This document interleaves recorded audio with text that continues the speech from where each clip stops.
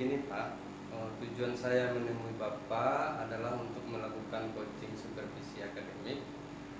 Tujuannya bukan bermaksud menggurui Bapak atau bagaimana, tapi diharapkan melalui kegiatan ini nanti kita sama-sama menemukan sebuah acuan pembelajaran di mana nanti kita bisa saling berkolaborasi untuk memperbaiki pembelajaran kita di masa yang akan datang. Kira-kira Bapak setuju atau tidak untuk saya lakukan observasi di kelas Pak? Justru saya butuh rekan berkolaborasi Pak dan bertukar pikiran mengenai proses pembelajaran di kelas. Saya juga berharap adanya umpan balik nantinya setelah dilaksanakan supervisi ini Pak. Jadi intinya saya sangat setuju sekali Pak. Baik, berarti kita sepakat ya Pak ya tentang tujuannya. Tapi kita satu persepsi dulu nih Pak. Kira-kira apa tujuan pembelajaran yang ingin Bapak capai, yang ingin dicapai oleh siswa Bapak nanti dalam pembelajaran? Untuk tujuan pembelajaran saya pada pertemuan berikutnya Pak adalah melalui kegiatan diskusi kelompok, siswa dapat menganalisis dinamika kependudukan di Indonesia Pak. Baik, dinamika kependudukan di Indonesia ya Pak ya. Untuk mencapai tujuan tadi, bagaimana pembelajaran yang ingin Bapak terapkan di dalam kelas nanti? Terkait pembelajaran dalam kelas Pak, saya ingin menerapkan pembelajaran yang menarik Pak di awal pembukaan dengan memberikan pertanyaan pemantik seperti memeriksa kehadiran siswa. Kemudian pada kegiatan inti saya ingin nantinya menghadirkan pembelajaran berdiferensiasi Pak, yang sekaligus menerapkan kompetensi sosial dan emosional di dalam kelas Pak, sehingga nanti di akhir pembelajaran siswa mampu mengambil sebuah kesimpulan secara mandiri maupun secara kelompok Pak. Sudah lengkap sekali ya Pak ya, mantap sekali langkah-langkah pembelajarannya. Saya kira itu sudah sempurna sekali, mulai dari pembukaan sampai kepada penutup. Kira-kira berkaitan dengan pembelajaran yang ingin Bapak terapkan ini, pada bagian mana yang ingin Bapak kembangkan?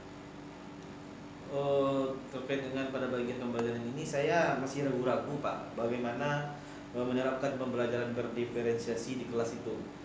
Saya belum memiliki data siswa yang valid, dan juga maksudnya siswa mana saja yang cenderung ke audio, siswa yang cenderung ke audio visual maupun yang kinestetik Pak. Jadi area pengembangan yang saya butuhkan saat ini adalah penerapan pembelajaran berdiferensiasinya Pak. Baik Pak Aswar, jadi ingin menerapkan pembelajaran berdiferensiasinya, kita fokuskan di situ tadi ya Pak ya. Kira-kira untuk mengatasi permasalahan yang Bapak sampaikan tadi, strategi apa yang sudah Bapak persiapkan? Selama ini saya sudah mencoba melakukan observasi Pak mengenai gaya belajar siswa. Sesuai dengan apa yang saya pahami, saya sudah mencoba mengelompokkan mereka dalam 4 kelompok, di mana isinya sudah beragam. Lalu mereka juga sudah diberi tugasnya masing-masing gitu Pak. Berarti diferensiasi prosesnya sudah jalan ya Pak ya, karena sudah ada perbedaan tugasnya masing-masing. Baik Pak Azwar, saya kira sudah bagus sekali strategi yang sudah diterapkan. Tinggal besok kita eksekusi pelaksanaannya lagi. Terima kasih atas waktunya Pak. Semoga besok pembelajaran sukses sesuai dengan yang diharapkan. Baik, sama-sama bisa. Assalamualaikum warahmatullahi wabarakatuh. Waalaikumsalam warahmatullahi Ya semua sehat? Ada yang sakit? Sehat jasmani rohaninya? Jasmani dan rohaninya harus sehat ya. Jangan hanya sehat jasmani saja, tetapi rohani tidak sehat itu sama dengan kita seperti yang kemarin kita melaksanakan yang namanya presentasi kelompok. Dimana kelompok yang akan tampil pada hari ini adalah kelompok yang akan membahas tentang dinamika kependudukan di Indonesia dan perencanaan pembangunan. Chandra, suratnya apa? Ada suratnya? Minggu kemarin kita sudah membahas yang namanya tentang dinamika kependudukan di Indonesia untuk perencanaan pembangunan. Itu tentang dinamika penduduk yang akan kita bahas nanti oleh kelompoknya Mirnawati. Kelompok yang tidak tampil wajib menyiapkan 2 minimal pertanyaan, ya, minimal 2 pertanyaan. Jadi kalian harus menyimak apa yang ditampilkan oleh kelompok penyaji, ya. Selain itu, nanti kalian masing-masing kalian wajib mencatat pertanyaan yang telah diberikan oleh kelompok masing-masing kelompok ini di buku catatan. Itu nanti akan kita diskusikan bersama, ya. Jadi nanti kalian wajib mencatat pertanyaan yang disampaikan oleh masing-masing kelompok di buku catatan, ya. Minimal 2 pertanyaan masing-masing kelompok. Bisa dipahami? Ada pertanyaan? Tidak. Oke. Saya rasa kita mulai presentasi oleh kelompok Mirnawati dan rekan-rekan. Pada kelompok Mirnawati dan rekan-rekan dipersilahkan. Siap. Ini akan presentasikan kepala kami yang dibacakan oleh perkenalkan nama kelompok kami yaitu aku Mirnawati, Yurmina, Gentri, Retna dan Jelisa. Yang dibacakan oleh Jelisa.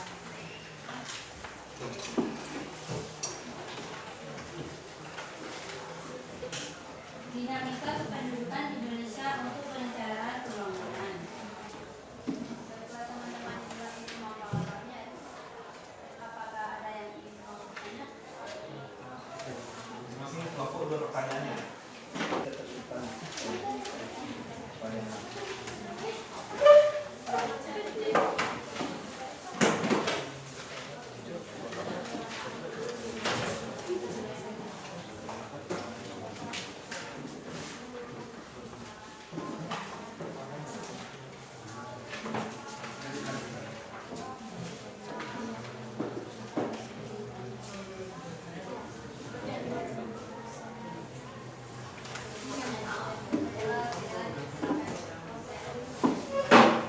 Kita namanya ya.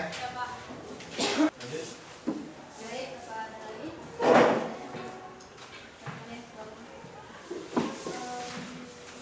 Kita jumlah penduduk. Apa namanya? Kita jumlah penduduk. Yang lain wajib dicatat ya di buku catatannya. Berusia. Tanya yang sampai menurut teman ini. Berusia 15 sampai 19 tahun di suatu kecamatan.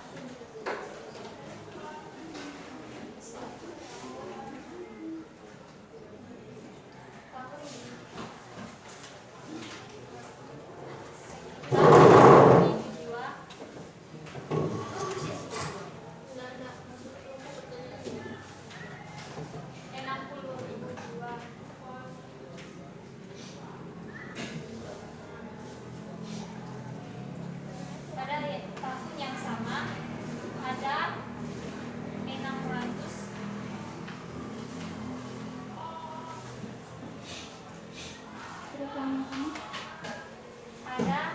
600 orang dari kelompok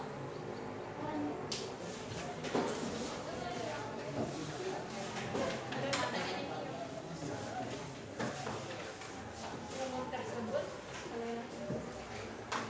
meninggal dunia.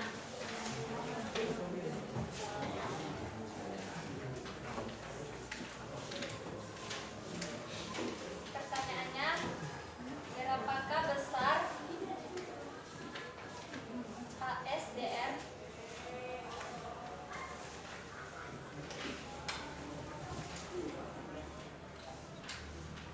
kecamatan tersebut?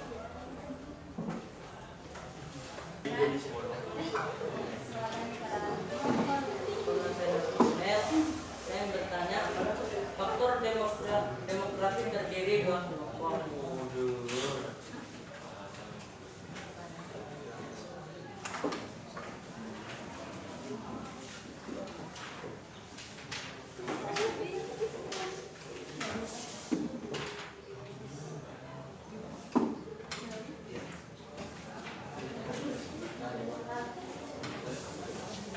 yakni faktor alami dan non-alami, maupun sosial yang memungkinkan setiap orang untuk hidup produktif secara sosial dan ekonomis. Oh, bisa tambah dari turun. Apa yang ingin menambahkan? Ada dari baiklah, saya Salsabila, saya menambahkan jawaban dari pertanyaan. Bagaimana cara meningkatkan kualitas penduduk di bidang kesehatan, yaitu dengan penurunan kematian dan peningkatan kualitas hidup, terutama bagi ibu dan anak dengan cara meningkatkan cakupan dan kualitas pelayanan kesehatan, meningkatkan peran pemerintah daerah dan swasta, serta memperdayakan keluarga dan masyarakat, dan peningkatan status gizi dengan cara melakukan penguatan perbaikan gizi masyarakat dan peningkatan ketersediaan serta aksesibilitas dengan penduduk.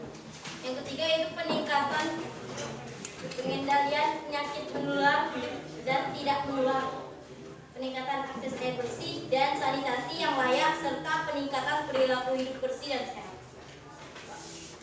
Oke, baik, terima kasih. Apa yang ingin menambahkan lagi? Biar aku tambahkan sedikit ya. Jadi, pertanyaan dari Alisa itu bagaimana cara meningkatkan kualitas penduduk di bidang kesehatan. Untuk kalian ketahui, bisa kalian lihat, itu yang masih menjadi PR bagi kita di sini. Fasilitas kesehatan kita di sini masih bisa dikatakan belum cukup memadai. Salah satu faktor apa lagi? Banyaknya masyarakat kita di sini yang dirujuk ke Padang, tetapi jadwal kapal yang tidak bisa ditentukan. Kalau ada kapal cepat syukur, tapi kalau tidak ada jadwal kapal, tentu nyewa bot kan? Ya, Pak. Nyewa bot tentu nggak semua orang yang bisa untuk sewa bot ke Padang kalau pengen dirujuk. Akhirnya ya apa adanya. Jadi untuk meningkatkan kualitas kesehatan adalah kurang sekali diperhatikan adalah fasilitas kesehatan. Yang kedua yaitu memberi makanan-makanan yang bergizi bagi masyarakatnya. Pertanyaan nomor 1 yang akan dijawab oleh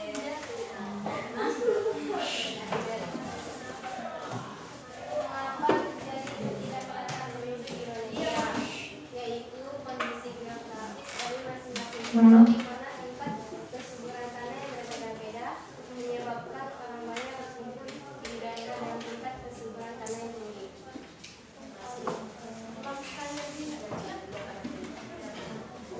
yaitu kondisi Oke ya, Pan? Oke? Ada lagi yang ingin apa? Bertanya? Tambah lagi, Pak. Ada yang ingin bertanya?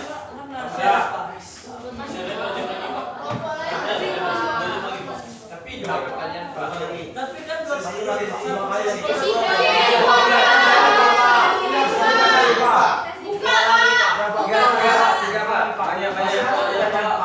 Sesi kedua.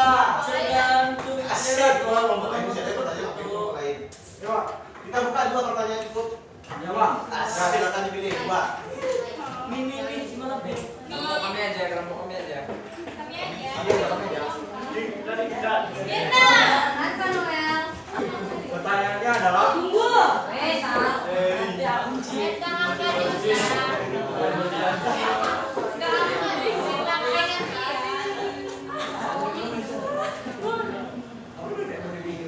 Pak, kasih aja, Pak. Ada satu pertanyaan dulu, sabar. Siapa yang mau bertanya? Baik. Baik, baik.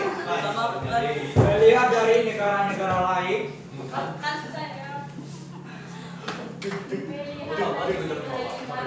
dari negara-negara lain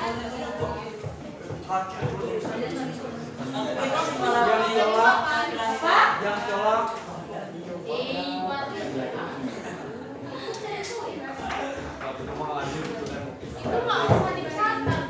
berhasil Pernyataannya kok saya tanya.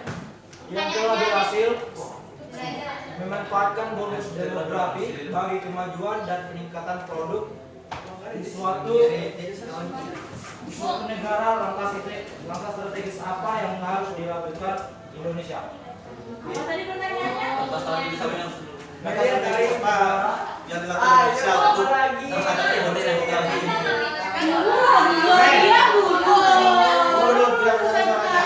Langkah strategis apa yang harus dilakukan Indonesia untuk menghadapi bonus demografi? Ya, langkah strategis apa yang dilakukan pemerintah Indonesia untuk menghadapi bonus demografi itu? Langkah bukan lantas.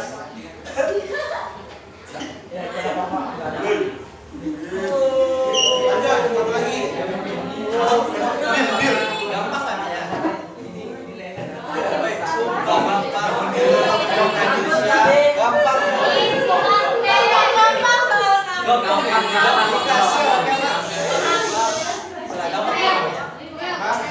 Mayoritasnya berada pada usia produktif, yaitu rentang usia 15 sampai 64 tahun. Itu yang dialami oleh Indonesia saat ini. Puncak demografi Indonesia itu terjadi di tahun 2030. Artinya penduduk Indonesia mayoritas berada di usia produktif di puncaknya di tahun 2030. Di Indonesia pada tahun berapa? 2045, yaitu 1 abad Indonesia merdeka. Itu persiapannya 2045. Kalian inilah menjadi generasi penerus. Oke ya. Ada pertanyaan lagi? Kalau tidak, saya rasa untuk pertemuan hari ini saya rasa cukup. Ya, yang jelas saya beri apresiasi untuk kelompok penyaji. Mudah-mudahan di pertemuan berikutnya kelompok yang tampil harus siap dengan materinya. Ya, tapi kita beda pos dulu lah untuk kelompok penyaji. Ketemu ya. Kerjakan di buku lah. Kapan dikumpulnya? Dikumpulnya dikumpulnya kapan? Besok. Ya. Bisa dipahami? Bisa dipahami? Bisa dikerjakan? Oke. Sebelum saya tutup, silakan ikut kelompok ini.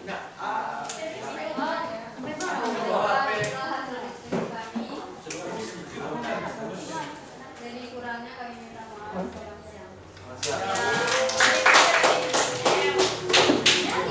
Pokok ini ya. Oke, ada pertanyaan? Kalau tidak, saya itu untuk hari ini. Terima kasih. Sampai ketemu besok. Tetap semangat, tetap sayangi orang tua. Oke, wassalamualaikum warahmatullahi wabarakatuh. Assalamualaikum Pak Azwar, gimana kabarnya hari ini Pak? Waalaikumsalam. Hari ini kita bertemu kembali.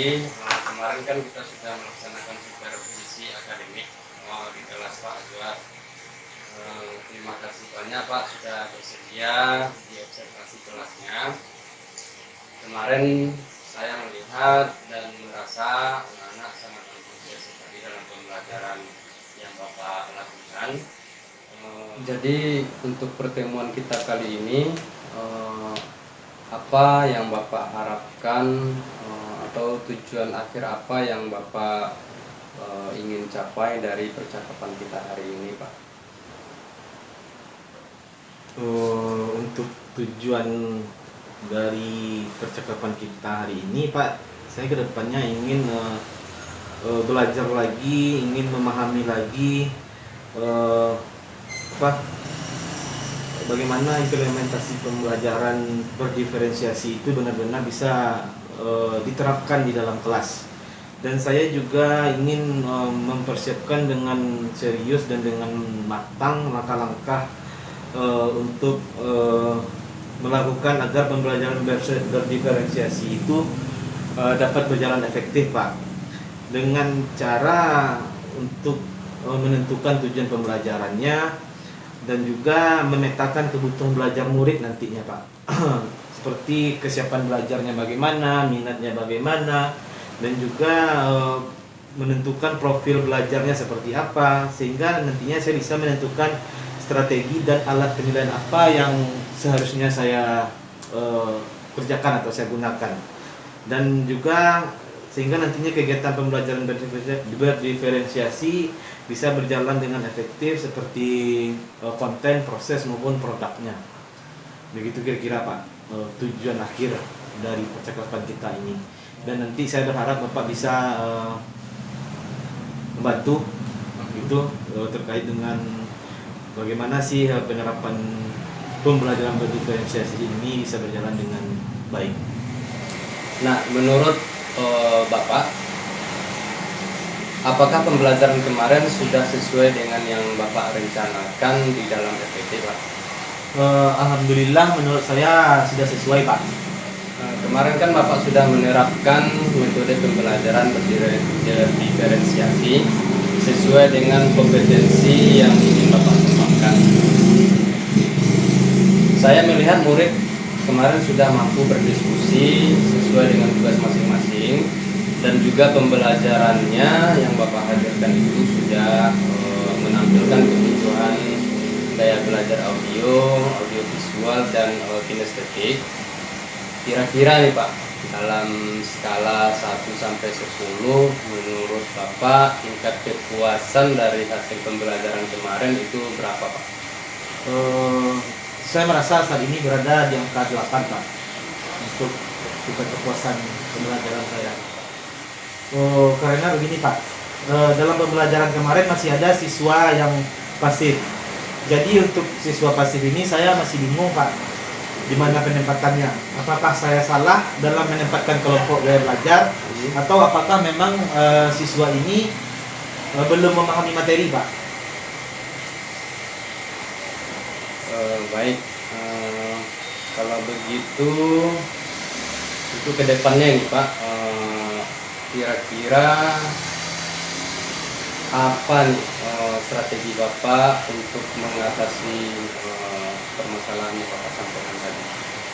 Strategi saya untuk permasalahan itu Pak, saat ini saya sudah memiliki catatan siswa mana saja yang perlu saya dalami gaya belajar dan juga motivasinya Pak. Saya berencana menemui siswa ini satu persatu dan berbincang ringan sebisa mungkin. Mereka bercerita tentang kebutuhan gaya belajarnya Pak. Kemudian nanti kan Pak mau menemui siswa, ya kan, mau mengetahui bagaimana minat belajarnya, gaya belajarnya, agar datanya valid. Apa saja hal yang dapat mendukung Bapak untuk mendapatkan data yang valid? Untuk mendapatkan data yang valid tentunya saya pastinya berkoordinasi dulu Pak dengan wali kelas terutama dan juga guru BK, karena terkait dengan tingkat pemahaman siswa ini yang lebih paham tentu wali kelasnya. Selain kita sebagai guru mapel, saya tentu harus banyak lagi mengumpulkan data-data yang valid, tentunya berkoordinasi dengan guru BK dan juga wali kelasnya, sehingga nanti semua data yang dikumpulkan dapat dipertanggungjawabkan dan dapat nantinya kita memetakan sejauh mana tingkat kemampuan siswa di masing-masing kelas itu Pak. Gitu Pak. Baik. Jadi nanti Bapak mau menemui siswanya ya Pak ya, menemui siswanya, kemudian nanti bertanya langsung, bincang tadi ya Pak ya. Untuk memenuhi rencana Bapak ini ke depan, siapa nih kira-kira yang bisa membantu Bapak dalam merealisasikan rencana ini Pak, agar nanti rencana ini itu berhasil dan memuaskan? Rencana saya Pak, begini, saya ingin berencana berkolaborasi dengan guru BK Pak, terkait dengan belajar peserta didik. Juga dengan wali kelas perlu adanya komunikasi dengan guru-guru lain yang masuk di kelas tersebut Pak, atau di kelas mereka Pak. Berarti sudah berencana dengan baik ya Pak ya. Mantap sekali saya kira Pak. Jadi kira-kira kapan nih Pak rencananya, rencana yang Bapak sampaikan tadi itu akan Bapak lakukan? Karena saat ini sudah menjelang ujian Pak, saya akan melaksanakan rencana ini pada awal tahun ajaran baru nanti Pak, rencananya Pak. Di awal tahun baru nanti ya Pak, atau ajaran baru ya.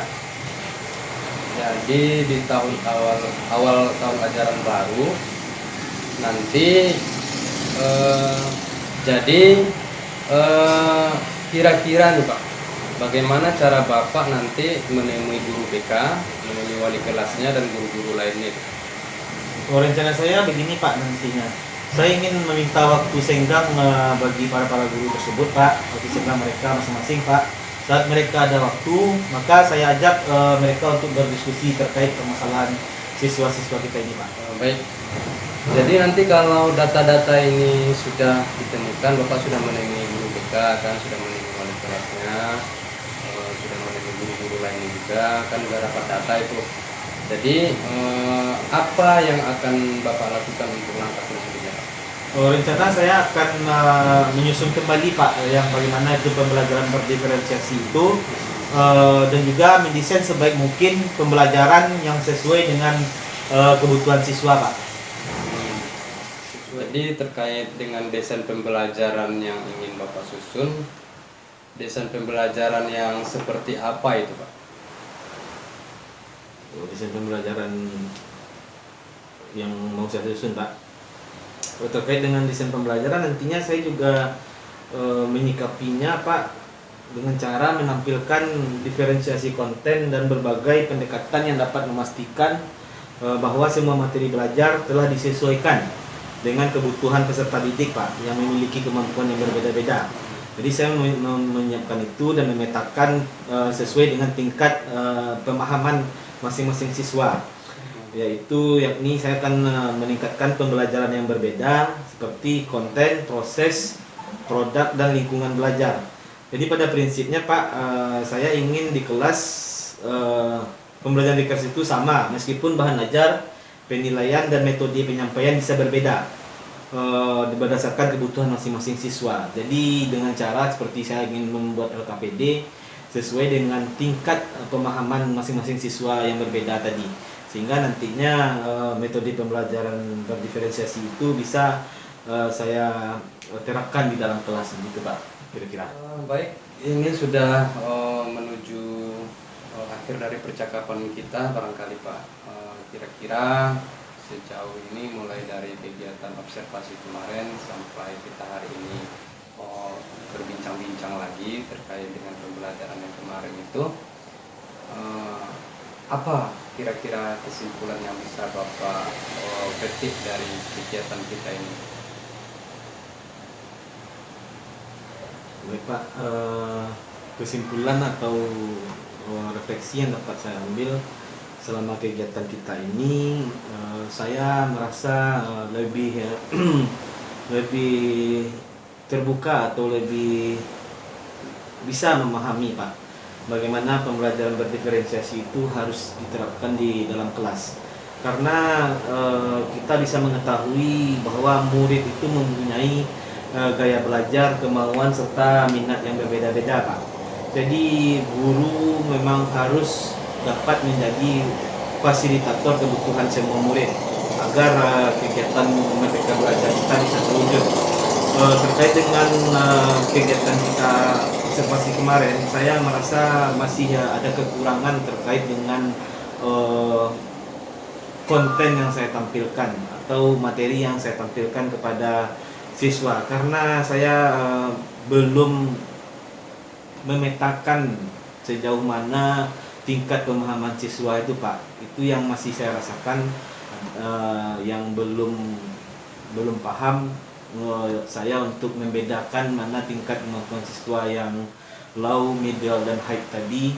Jadi kedepannya saya akan mencoba berkoordinasi lagi dengan guru BK juga, wali kelas juga, serta wali murid. Mungkin bisa jadi kita ajak kerjasama Pak, agar kita bisa memetakan tingkat pemahaman siswa di setiap kelas itu, sehingga pembelajaran berdiferensiasi sesuai dengan tingkat kemampuan siswa tadi bisa kita terapkan Pak. Dan juga saya merasakan bahwa guru memang harus mampu menerapkan pembelajaran diferensiasi ini, baik itu diferensiasi sosial maupun diferensiasi emosional. agar murid bisa merasakan bahwa pembelajaran yang dilalui bisa menyenangkan. Dan juga saya merasakan bahwa itu belum saya terapkan. Jadi saya harap nantinya saya bisa berkolaborasi terus dengan Bapak, bersinergi terus dengan Bapak, karena saya ingin menambah lagi pemahaman saya terkait dengan pembelajaran berdiferensiasi ini. Dan saya harap nantinya Bapak ketika saya ingin bertanya, ingin membutuhkan bantuan, Bapak bisa membimbing dan membantu saya. Kira-kira seperti itu, Pak. Kalau sudah seperti itu berarti perencanaannya sudah matang sekali ya Pak, mulai dari tadi menemui siswanya, kemudian menemui guru BK-nya, menemui wali kelasnya dan guru-guru lainnya, mengumpulkan data-data terkait siswa ini. Nah berarti kita tinggal menunggu tahun ajaran baru ya Pak untuk eksekusi semua perencanaan Bapak. Semoga semua hal yang telah Bapak rencanakan ini berjalan dengan baik, hasilnya sesuai dengan yang Bapak harapkan. Mudah-mudahan demikian Pak. Terima kasih banyak Pak atas semuanya. Terima kasih ya Pak. Sama-sama Pak. Terima kasih Pak.